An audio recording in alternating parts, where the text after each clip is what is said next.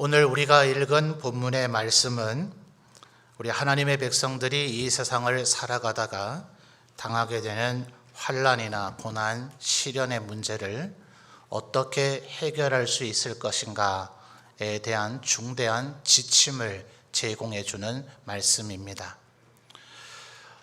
우리 교회만 하더라도 작년에서 유치부에 이르기까지 교회의 교족부에 등록이 되어 있는 성도들이 1000명이 넘습니다. 비록 매 주일 예배에 모두 다 동참하고 있지는 않지만 말입니다. 그러니 우리 성도님들은 일일이 다 알지를 못하더라도 당사자들이 저에게 기도 부탁을 하기도 하고, 또 중직자분들이나 또 구역에서 목사님이 아셔야 되지 않느냐 해서 부교육자들을 통하거나 혹은 아내나 제게 직접 보고를 해주시기 때문에 저에게는 우리 성도들의 가정마다 어떤 일들이 벌어지곤 하는지가 비교적 많이 알려지고 있습니다. 그러다 보니 인원이 이 정도 되면 우리는 잘 혹시 모를지라도 우리들 가운데 누군가는 여전히 오늘도 지금 환난과 어려운 고난을 직면하고 있습니다. 그래서 이런 일이 벌어질 때에 우리에게 가장 먼저 드는 생각은 내가 죄가 있어서 그런가, 또 혹은 간혹 다른 이에게 어려움과 환난이 일어날 때 하나님 앞에 죄를 지어서 벌을 받는 것인가, 이런 생각을 간혹 하게 될 때가 있습니다. 자, 오늘 1절 말씀을 한번 보시면 오늘 본문에 나타난 사람이 어떠한 일을 겪고 있는가가 상세하게 나타납니다. 자, 1절 말씀을 여러분이 한번 읽어주시죠. 시작.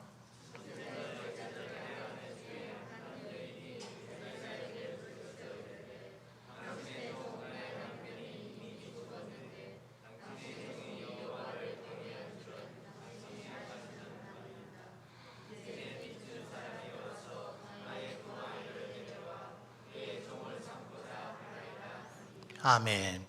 오늘 1절에서부터 이 7절까지의 말씀을 이와 같은 각도에서 한번 생각해 보면서 진작 우리 성도들에게 좀 설교를 해보고 싶었지만, 말씀드렸듯이 어느 때라 하더라도 우리들 중에 누군가는 지금 고난과 환난, 시련의 직면에 있거든요. 그래서 이 말씀을 잘못 설교하면 목사님께서 지금 내 얘기를 하시는가, 저는 거의 대부분을 알고 있으니까요. 그러니까 알고 있기 때문에 지금 나 들으라고 하는 설교인가, 이렇게 생각할 수 있어서 참 이 본문을 그런 각도로 설명하기가 참 쉽지 않았었습니다. 그런데 지금이 가장 좋은 기회인 것 같아요. 자, 1절 말씀을 한번 보십시오. 이 사람이 겪고 있는 환난이 뭔가? 선지자의 제자 중에 아내가 지금 엘리사에게 왔습니다. 왜 왔죠? 당신의 종이었던 나의 남편이 이미 죽었습니다. 최근에 죽은 게 아니죠. 벌써 돌아가신 지가 조금 지났고, 하반절을 보니까 빚이 엄청나게 많았었는가 봐요. 그 빚을 어지간하게 갚아 나가고 있었으면 빚진 사람이 받아가고 있으니까 기다려 주겠죠. 그런데 도무지 갚아내지를 못하니 이제 두 아이를 종으로 빚 대신 데려가겠다, 이렇게 세 가지의 지금 문제가 발생했습니다. 아마 선지자의 제자라고 표현을 하고 있는 걸 보면 현대 교회적으로 보면 아마 전도사님 정도쯤에 해당되는 위치일 것 같아요. 모두 다 그렇지는 않지만 상식적으로 보편적으로 선지자의 제자라면 나이가 적었을 확률이 굉장히 높죠. 말하자면 아직 세상을 떠날 만한 그런 적절한 나이는 아니라고 보여집니다. 도대체 뭘 어떻게 하고 살았길래 빚이 이렇게 많을까요? 또 그 빚을 뒤에 남은 이 부인 되는 분이 갚아내지를 못해서 두 아이를 종으로 넘겨줘야 될 정도의 절박한 상황에 처했다면 아마도 우리의 생각에는 이들에게 죄가 있음인가, 이런 생각을 먹기가 쉬울 겁니다. 여러분, 요한복음을 보면 예수님께서 이와 관련된 확연한 얘기를 해 주셨어요. 다 요한복음에 나오는 얘기인데요. 요한복음을 보시면 베데스다 연못이라 하는 연못이 있는데 그 주위에 38년이나 된 병자가 있었어요. 그 천사가 그 못을 통해서 물이 끓어오르기 시작하면 제일 먼저 들어가는 사람이 낫더라. 근데 중간 생략하고 예수님께서 그 병자를 고쳐주시고서는 마지막에 이런 말씀을 하십니다. 가서 다시는 죄를 짓지 말아서 더 심한 것이 생기지 않도록 하라. 우리는 이 사람에 대한 정보가 거의 없지만 예수님의 그 말씀은 최소한 이 사람의 경우에는 이 병의 원인이 죄에 있구나 하는 것을 알 수가 있습니다. 왜냐하면 똑같은 요한복음에 간음하다가 현장에서 잡힌 여인이 있었는데 사람들이 그녀를 데리고 와서 모세는 말하기를 이런 자는 돌로 쳐 죽이라 했다 합니다 할 때에 예수님께서 너희 중에 죄 없는 자가 먼저 돌을 들어 치라 이렇게 얘기하시고 모두 다 떠나가자 그 여인에게 뭐라 하셨습니까? 가서 다시는 죄를 짓지 말라. 그렇죠? 이 두 가지 패턴을 비교해 보면 베데스다 연못에 있었던 그 병자는 그 병의 원인이 죄에 있었구나 하는 것을 알 수가 있습니다. 똑같은 요한복음에 보면 태어날 때부터 맹인이었던 사람이 있습니다. 우리는 이런 경우를 보면 더더욱 저거 누구 죄 때문에 저렇게 됐는가 이런 생각을 하기 마련이거든요. 심지어 제자들조차도 예수님께 그리 물었습니다. 이 사람이 맹인된 것이 부모의 죄 때문입니까? 본인의 죄 때문입니까? 예수님 뭐라 그러셨어요? 둘 다 아니다. 그런데 장절을 나누다 보니까 그게 한 절 속에 들어있어서 우리 성도들이 간혹 오해를 하는 경우가 있는데 이어지는 예수님의 말씀은 이것은 하나님의 영광을 드러내기 위함이다 라고 얘기를 하셨어요. 그러니 이거를 문장을 연결해서 읽어버리면 부모의 죄도 아니고 자식의 죄도 아니고 지금 예수님께서 맹인의 눈을 띄워줄 수 있다는 것을 천하 모든 사람에게 알게 하기 위해서 일부러 이 사람을 태어날 때부터 맹인이 되게 하셨는가 라고 착각하면 안 된다 이 말이에요. 한 절 속에 그 문장이 이어들어도 그 문장 끊어서 읽어야 돼요. 이는 부모의 죄도 아니고 자식의 죄도 아니다. 그러나 지금 내가 이 맹인을 고쳐줄 것이기 때문에 너희들은 하나님의 영광을 보게 될 것이다 라는 얘기를 하고 계신 거예요. 자, 그러니 우리가 이 요한복음에 나타난 예수님의 말씀 세 가지의 사례를 종합해 볼 때 어떤 병, 어떤 고난, 어떤 환난은 죄의 결과이기도 하고 어떤 것은 죄와 무관하기도 하다 하는 거예요. 그러니 우리가 함부로 속단해서 어떤 이가 고난을 당하거나 환난, 시련, 질병에 직면하거든 죄가 많은가 또 혹은 당사자가 질병에 노출이 되거나 고난, 환난을 직면하게 되면 내가 무슨 죄를 많이 지어서 하나님이 나를 이렇게 징계하시는가 라고 생각할 필요는 없습니다. 그러나 그렇다면 죄와 전혀 무관합니까? 그렇지 않죠. 로마서에서 말하기를 뭐라고 얘기했습니까? 천하 모든 사람은 뭐라고요? 죄인입니다. 그러니 그 병이나 고난이나 환난, 시련이 죄가 원인이 돼서 나타난 결과가 아니라 하더라도 우리는 현재 주님에게 선택받아 구원받은 하나님의 백성이라 할지라도 구원받고 용서받은 뭐죠? 죄인이었습니다. 주님이 우리를 의롭다고 칭해 주시니 법정적 선언의 용어로 우리를 의인이라 말하고 있기는 하나 본질상 실체는 우리는 죄인이었던 존재임을 잊지 말아야 됩니다. 그러니 우리에게 나타나는 고난이나 환난, 시련 혹은 질병에 하나님께서 요건 죄 때문이다, 요건 죄 때문이 아니다 매번 판명을 해주시면 얼마나 좋겠습니까마는 하나님께서는 그리까지는 안 하셔요. 그러니 이런 일을 있을 때마다 우리는 본질상 원래부터 죄인이기 때문에 내가 하나님 앞에 부족한 것이 무엇인가 나 자신을 돌이켜보고 나에게 죄가 있지는 않은가 점검해 보는 것은 하나님 앞에 겸손하고 지혜로운 태도라 할 수가 있을 거예요. 문제는 믿음이 있느냐 없느냐에서 갈려지게 되는데 믿음이 없는 자는 어디에 나락으로 빠지게 됩니까? 하나님이 나를 사랑 안 하시는구나. 하나님이 나를 버리셨구나. 하나님이 나를 멸망의 길로 들어가게 하시는구나 라고 믿음 없는 사람은 그렇게 생각하겠지만, 믿음이 있는 사람은 하나님께서 나에게 경고를 하시는구나, 나를 깨닫게 하시는구나, 나를 연단시키시는구나, 나를 회복시키고 복주시겠구나 라고 자신을 되돌이켜보고 점검하게 되더라 하는 거예요. 바울 사도가 뭐라고 얘기했습니까? 육체의 연단은 이 생에서 약간의 유익이 있지만 경건은 금생, 현재 우리가 살고 있는 생애와 내생, 앞으로 가게 될 천국에서 유익이 많다 그랬습니다. 그런데 그 경건이라 함이 도대체 뭡니까?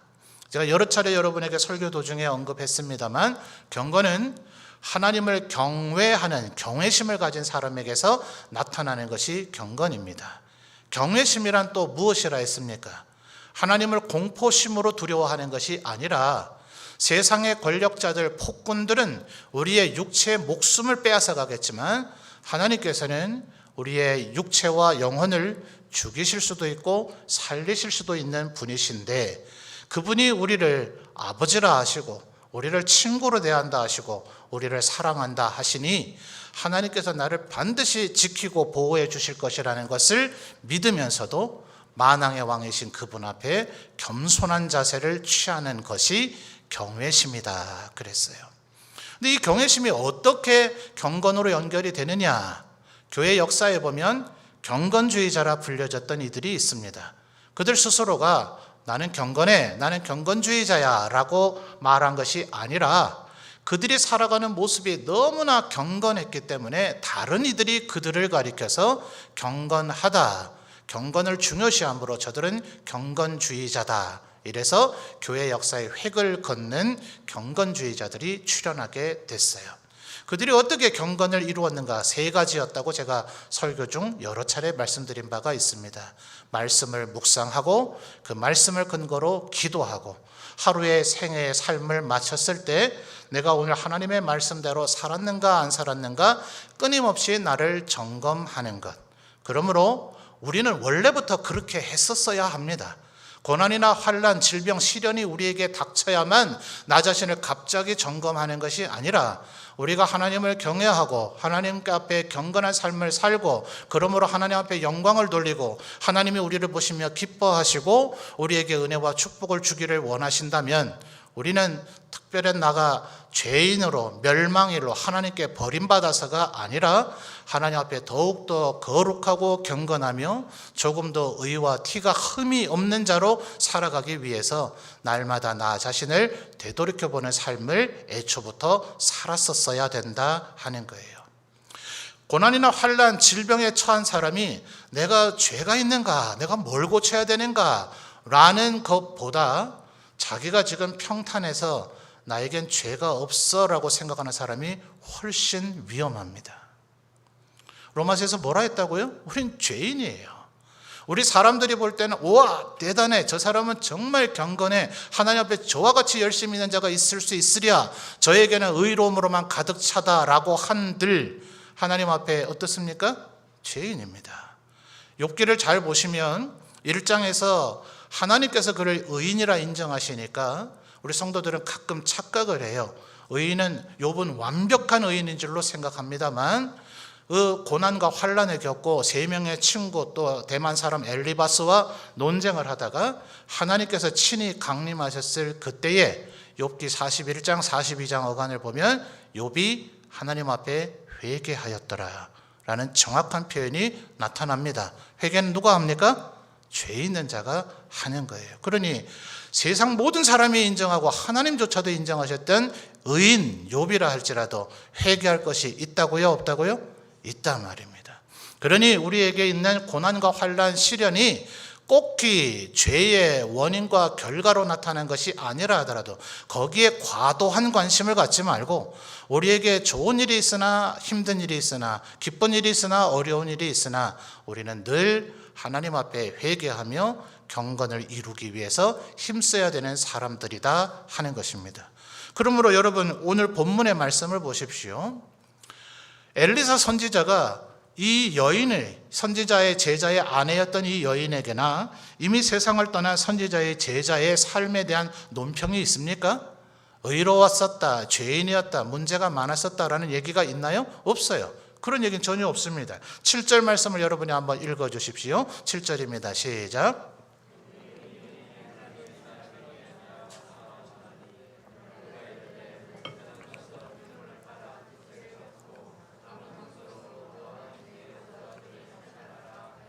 아멘.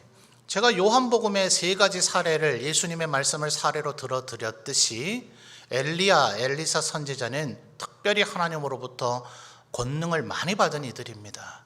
이들은 그들이 죄가 있는지 없는지 정도는 얼마든지 알만한 능력이 있어요. 그러니 이 여인에게 있었던 이 삶의 무게, 남편이 죽고 빚이 많고 못 갚아서 아들들을 종으로 넘겨줘야 될 정도의 이 상황이 죄의 결과물이었다면 7절에서 반드시 앞으로는 절대로 죄를 짓지 말라는 얘기가 들어갔었을 것입니다. 심지어 1절 말씀을 보십시오. 1절 이미 읽었습니다만 1절 중반절을 보면 이 여인이 이미 고인이 되긴 했습니다만 자기 남편을 뭐라고 논평합니까? 당신의 종이 그다음 뭐예요? 여호와를 경외한 줄은 내가 합니다. 이렇게 얘기합니까? 아니죠. 엘리사 선지자를 거론하면서 당신이 하시는 바니이다. 여러분 2장으로 잠깐 나중에 찾아보시면 2장 23절에서 25절간을 보면요, 엘리사 선지자가 대머리셨던 것 같아요. 아이들이 대머리라고 조롱을 하니 24절에 엘리사 선지자가 저주를 했더니 숲에서 암곰 2마리가 나와서 아이들 42명을 죽였어요. 엘리야 선지자가 승천할 때에 엘리사 선지자는 스승 엘리야보다 제가 2배나 영감이 갑절이나 되기를 원합니다. 엘리야 선지자가 말하기를 그건 내가 주고 말고 하는 게 아니라 하나님께서 너의 바람을 들으셨으니 하나님이 허락하시면 그 일이 이루어질 것이다. 그러니 열왕기를 잘 보시면 엘리야가 했던 권능, 기적과 이사의 사건을 기록한 거에 딱 2배의 엘리사 선지자의 기적과 이사들을 기록하고 있어요. 대단한 권능을 가진 분입니다. 그러니 1절에서 지금 이 여인이 거짓말하거나 과장할 수 있었겠습니까? 사람은 여러 가지 유형으로 나눠지죠. 자기 집안 사람들을 엄청나게 포장하는 분들이 있어요. 대단합니다. 아주 성실하고 꼼꼼하고 지혜롭고 하나님 앞에 의로운 나의 누구입니다. 이렇게 얘기하는 분들 보는데 간혹 안 그런 경우가 있죠. 다른 사람들은 다 아닌 줄 아는데 혼자만 그렇다고 주장하는 경우가 있고요. 반대로는 가장 가깝게 지내는 부부간에 오히려 평가가 인색하기 마련이죠. 오죽하면 평생 왼수라 하는 말도 있잖아요. 그러니 모든 사람들이 다 좋게 보고 있는데 아이고 모르시는 얘기 하시네, 같이 한번 살아보지 이러면서 내 남편 내 아내는 결코 그런 사람이 아니라고 폭로를 하는 경우도 간혹 있습니다. 근데 이 여인은 지금 어떻게 하고 있어요? 내 남편 당신의 종이 여호와를 경외한 줄은 당신이 하시는 바니이다. 엘리사 당신도 인정하실 겁니다 라고 말할 정도로 경건하게 살았던 사람이더라 하는 거예요. 그러니 여러분 기억하십시오. 우리들이 경건하게 살아도, 우리들이 하나님 뜻대로 살아도 때때로 우리에게 고난, 환난, 시련은 다가옵니다. 그러니 지금 엘리사 선지자와 이 여인, 또 이 열왕기를 기록하고 있는 예레미야는 이 여인의 삶에 죄가 있었냐 없었냐를 얘기하고 있지를 않고 이 문제를 어떻게 해결할 것인가에 초점을 맞추고 있습니다. 우리는 일이 벌어지면 뭐라 그랬죠? 우리 모두는 원래부터 죄인이기 때문에 나에게 좋은 일이 있을 때도 우리는 회개해야 되기 때문에 의인 욥이라 할지라도 하나님 앞에 회개할 것은 있기 때문에 우리 자신을 돌아보는 것은 겸손하고 지혜로운 태도이지만 하나님이 나를 사랑 안 하시고 나를 버리시고 나를 멸하실 것이라는 그런 좌절의 늪에 빠지는 것 자체는 불신앙이다 하는 것을 기억하셔서 겸손히 자기 자신을 돌아보시는 우리들이 되시기를 바랍니다. 그러나 더 중요한 것은 하나님은 이러한 문제를 통해서 해결하신다 하는 거예요. 자, 2절 말씀을 보니 엘리사 선지자에게 이 여인에게 묻죠. 내가 너를 위해서 어떻게 하면 좋겠느냐 하니 2절 하반절에 이 여인이 뭐라 얘기합니까? 우리 집에는 기름 한 그릇밖에는 없다고 얘기합니다. 그런데 3절을 보니 엘리사 선지자가 뭐라고 해결책을 제시해 줍니까? 모든 이웃에게, 누구에게요? 모든 이웃에게 그릇을 빌리래요. 이 얼마나 거추장스러운 일입니까? 제가 누나가 5이다 보니까요, 모든 여자분들이 그렇지는 않겠지만 제 누나들 중에도 그릇 욕심이 있는 분이 있어요. 그 집에 뭐 대부분의 누나 집에 제가 한 번은 다 얹혀 살아봤기 때문에 1년에 한 번도 안 쓰는 그릇이 진열장마다 허다한데도 누가 새 그릇을 누가 선물로 줬다 그러면 그렇게 좋아해요. 또 뭐 새로운 그릇이 발견되면 그걸 또 사려고 하더라고요. 근데 고대는 안 그렇죠. 그릇 켜켜로 쌓아놓고 빌려주고 할 그런 시대가 아닙니다. 요즘 코렐이라 그럽니까? 잘 깨지지 않는 그릇 있죠? 제가 설거지를 하면 떨어뜨려 보이 실제 안 깨지더만요. 근데 고대 그릇은 어때요? 잘못하면 깨집니다. 그러니 그릇을 빌려왔다가 깨져버리면 그 물어주는 절차가 더 복잡할 거예요. 왜 엘리사 선지는 이렇게 일을 번거롭게 만드나요?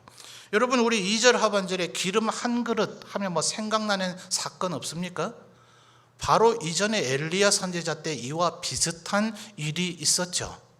3년 반 동안 가뭄이 있을 때 하나님께서 엘리야 선지자를 먹이는 여러 방편으로 그리시네가에서 까마귀가 떡과 고기를 물어다 주기도 했지만 그 그리시네가마저도 메말라 버리자 사르밧 과부에게로 보냈는데 마침 갔더니 그 집에 밀가루 한 움큼과 기름 한 방울 조금밖에 남질 않아서 이걸로 마지막 반죽 빵을 구워 먹고 어머니 나와 내 아들 모자가 죽으려고 했습니다. 엘리야가 좀 기가 막히지 않았겠어요? 하나님 보내실 집을 잘못 선택하신 거 아닌가요? 좀 부자인 집에 보내지 않으시고 뭐 이런 집에 보내셨습니까? 라고 엘리야는 얘기하지 아니하고 먼저 나에게 빵을 만들어 가져오라. 그리고 나서 너와 네 아들이 먹으라. 하나님께서 비를 내리실 때까지 이 집에 밀가루와 기름이 끊어지지 아니하리라. 그대로 이루어진 사건을 우리는 이미 이전에 보았습니다. 여러분, 지금 아마 1절 하반절에 두 아이를 종으로 빚 대신 넘겨줘야 될 정도이니 아마 목돈이 필요했을지도 모르겠습니다.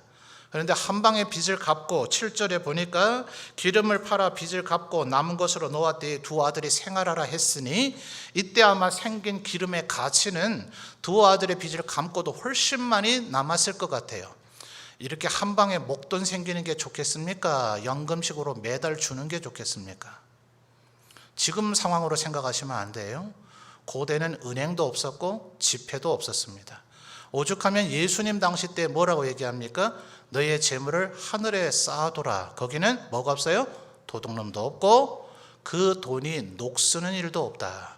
고대 화폐는 우리의 원, 달러 이런 것처럼 엔화 이런 것처럼 돈의 단위이기도 하지만 무게의 단위이기도 해요. 금 1kg, 뭐 은 1kg 이렇게 해서 그것 자체가 무게를 의미하기도 하면서 돈의 단위를 의미합니다. 그런데 쓰다 보면 누가 일부러 1kg에서 1g씩 깎아내서 그걸 모아서 만드는 그런 나쁜 인간도 있고요.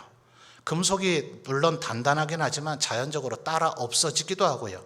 심지어 산화현상에 의해서 녹이 슬기 때문에 1kg이었던 그것이 나중에는 995g, 993g 이런 식으로 줄어들게 됩니다.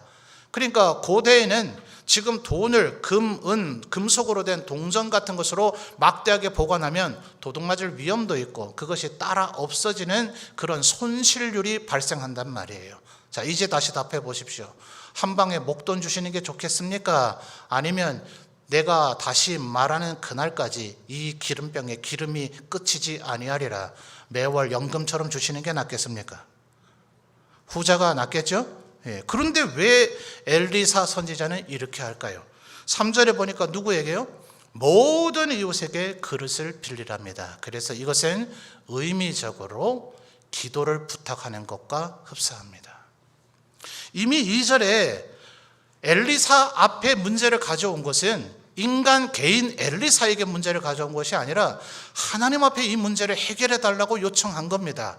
당신의 종, 여호와를 경외한 하나님의 종, 선지자의 제자였던 바로 내 남편, 우리는 하나님의 백성 아닙니까? 라고 지금 하나님 앞에 문제를 가져왔으니 2절에서 문제는 이미 끝났죠. 하나님이 들으셨고 엘리사가 들었습니다. 이제 하나님의 응답으로 이 문제는 종결될 겁니다. 그러므로 3절 이하에 그릇 빌려오라는 이 얘기는 도무지 불필요해 보이고 번거로워 보이고 오히려 거추장스러워 보입니다. 왜 이렇게 할까요? 우리는 그리스도의 몸으로 하나님의 백성으로 기도로 묶여야 되기 때문에 그렇습니다. 에베소서에서 말하기를 평안에 매는 줄로 하나됨을 이루라 하신 이것의 가장 핵심 요소는 기도인 줄 믿습니다. 서로가 함께 기도해야 되는 거예요. 그릇을 빌려오라는 얘기는 뭘 물질을 빌려오라는 얘기가 아니라 그들이 너와 함께 기도하도록 너의 문제를 나누라는 거예요. 그런데 우리는 오랜 세월 직간접적인 다른 사람의 예를 듣고 내가 이를 겪다 보면 이렇게 잘 못해요. 왜요? 기도 부탁을 했더니 기도해 줄 거라 여겼는데 웬걸 기도를 안 하네요. 기도를 해 줄 거라 여겼는데 내가 뭐라 얘기했는지조차도 기억도 못 하네요. 심지어 어떤 경우에는 우리들이 연약하고 죄성을 갖고 있는지라 그러려고 했던 것은 아니지만 기도는 안 해주고 나에 대한 얘기만 무성하게 떠도는 뒷담화만 많아지네요. 그러니 그런 일을 다른 사람의 경우에도 겪다 보니 점점 어떻게 됩니까? 차라리 비밀로 하고 말지, 아무에게도 얘기 안 하고 말지. 심지어 우리가 1절을 살피면서 살펴봤던 것처럼 제가 이렇게 오늘 설명을 장황하게 드렸는데도 불구하고 고난과 환난, 시련을 직면하게 되면 우리의 마음속에 본능적으로 내가 죄 때문인가, 또 다른 사람에게 어떤 일이 있대더라 하면 그가 우리 모르는 죄를 지었음인가, 이런 생각이 들 수도 있을 거예요. 누군가 나를 죄인 쳐다본다면 그 마음이 유쾌한 사람이 누가 있겠어요? 그러니 차라리 은밀히 하자, 비밀로 하자, 이런 마음의 반응이 나오기가 십상입니다. 여러분이 누군가에게 그릇을 빌리듯 기도 부탁을 했는데 그분이 기도를 못 해주거나 안 하거나 내몰라라 하거나 혹은 좋지 않은 반응을 보인다면 마치 그것은 깨진 그릇을 주는 것과 같습니다. 아무짝에도 쓸모가 없죠. 그리고 오히려 그 사람이 나는 온전한 그릇을 빌려줬는데 네가 깨트렸다, 이렇게 주장을 하기 시작하면 심각한 갈등에만 직면하게 될 것입니다. 그런 그릇은 차라리 안 빌리는 게 낫지 않겠어요? 그런데 여러분 6절 말씀을 한번 마지막으로 읽어주십시오. 6절입니다. 시작.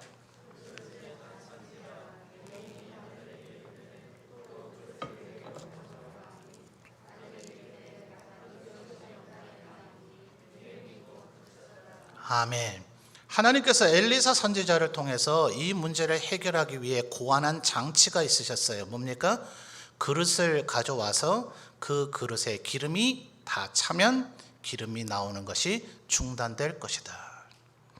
우리의 주위의 동료들에게 날 위해서 기도해 주십시오, 함께 기도해 주십시오 했을 때 긍정적이지 않은 반응이 되돌아오는 것은 마치 깨진 그릇과 같다. 그래서 비밀로 하려고 하지 말고 은밀히 하려고 하지 마십시오. 얘기하십시오. 깨진 그릇이 되돌아오면 하나님께서 채우실 겁니다. 주님 지금 뭐라 얘기하셨어요? 모든 그릇이 다 차면, 그러면 기름 나오는 것이 중단될 것이다. 근데 깨진 그릇이 왔네요.